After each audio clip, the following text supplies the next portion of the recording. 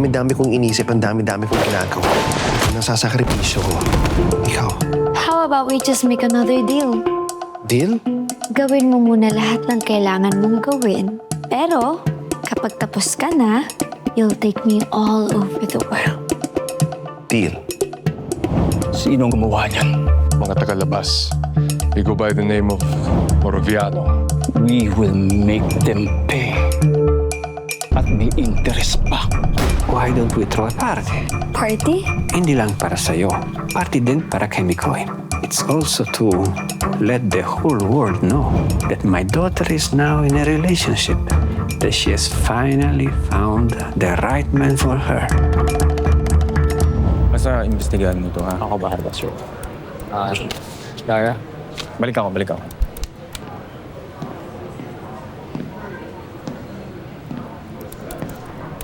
Bok. Kinukulit-kulit sa'yo nung mokong amigo yun eh. Wala lang. Nangihingi lang ng relationship advice para sa kanila ni Kiara. Ikaw hiningan ka niya ng relationship advice para sa relasyon nila ni Kiara? Wow! He wanted to do something special para kay Kiara. And bilang babae, tinatanong niya ako kung ano magugustuhan ko. Ikaw ba talaga yung tinanong niya pagdating sa ganyang advice? Ikaw na wala kang kakilig-kilig sa katawan. Tapos, wala kang maayos na relasyon. Tapos, hindi mo rin alam kung ano ang itsura ng dating scene. At higit sa lahat, daig mo pang tuod. Hindi totoo yan. I can be a good girlfriend. At kaya ko rin maging romantic, no? Ano, tara? May nakita kasi akong bagong bukas sa theme park eh. Ang ganda doon ng mga rides. Wow! Ano? Check natin. Theme park? I'm guessing, pinasarado mo pa siguro yung buong theme park para masolo lang ako. Tapos meron ka pang fireworks display para super romantic.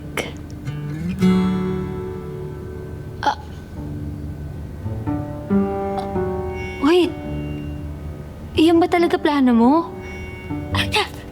Erase. Kunyari wala ka sinabi. Kunyari hindi ko alam. I'm sorry, sweetheart. Sorry. Gusto lang sana kita surprise eh. Malay ko ba, sobrang yaman mo. Halos lahat siguro na-experience mo na, meron ka na. Hirap kasi mag-isip eh. Kaya ito, magpapaka-K-drama levels lang ako.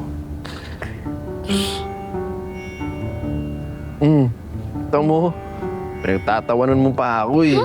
Ano mo, baduy na akong baduy. Hindi na Okay? pinagtatawanan. Natutuwa nga ako eh. Kasi sabi nila, di ba, it's the thought that counts. Dahil naisip mo ako, syempre, grabe na din yung kilig na nararamdaman ko. Sweetheart, hindi ko kailangan ng K-drama levels na romantic gestures. Makasama lang kita. Okay na ako. Ganda nga.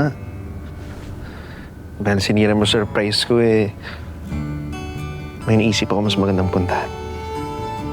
Ano? Gusto mo bang makakita ng totoong hippopotamus? Sa zoo? Oo.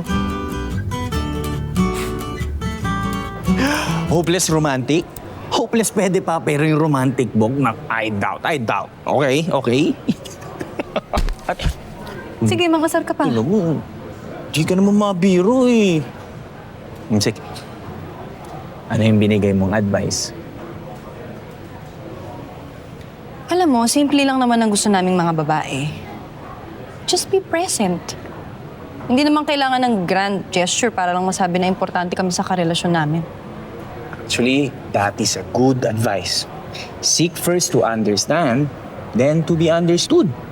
That's a great advice. Nakikinig ka na sa akin, Bok, ha? Oh, bakit parang wala kang tiwala sa binigay mong advice? Naaawa lang ako kay Mikoy.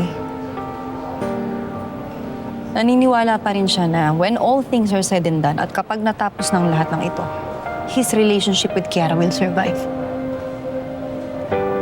Malay mo naman. Malay mo naman maintindihan ni Kiara yung mga ginawa ni Mikoy, di ba? Hindi mo naiintindihan. Malakas ang paniniwala ko na mismong si Kiara ay may kinalaman sa mga Moraviano.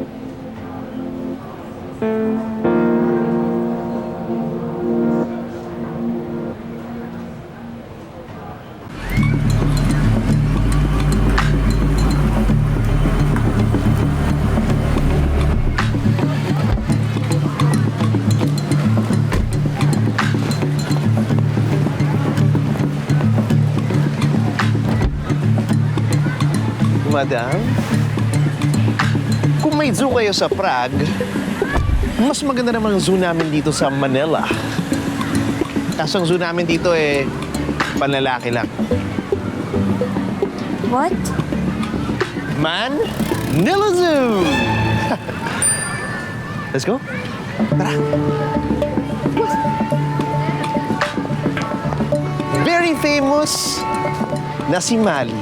Ang cute niya, no? Pero alam mo ba, lahat pala ng elepante ay babae.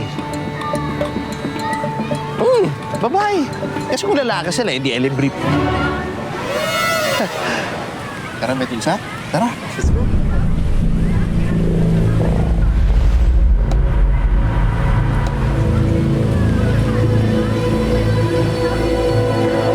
Wow! Oh, alam mo ba na ang zebra? Ano, puro babae lang. Huh? Kasi she, tapos bra, pwede she, bra. Hindi. Kasi lagi silang nagre-reklamo tuwing pinipicturean sila. Wala daw color.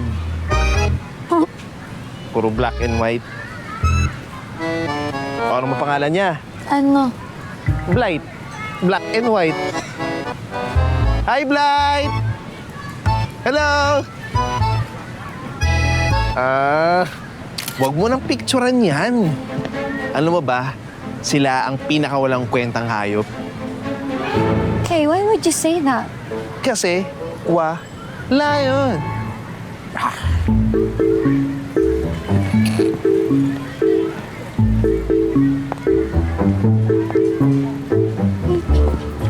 Hindi siya gumagalaw. Patay na ba siya? Oh, boy, oh. Hindi, pero alam mo, sobrang misunderstood lang talaga sila. Actually, nasira lang talaga yung pangalan nila dahil sa mga politiko na yan tsaka sa mga corrupt. Sila ang pinaka-honest sa lahat. Kasi kung gusto ka nalang kainin, kakainin ka kaagad nila. No pretensions. Joke lang.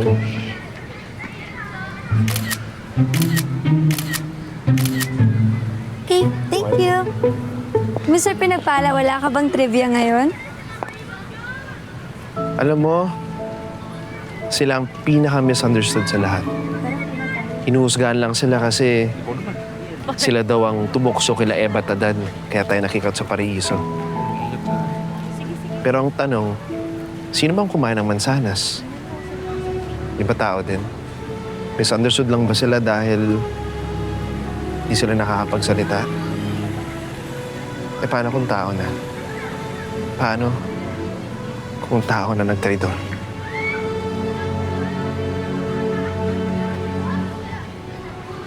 Ahas pa rin ba tawag sa kanya?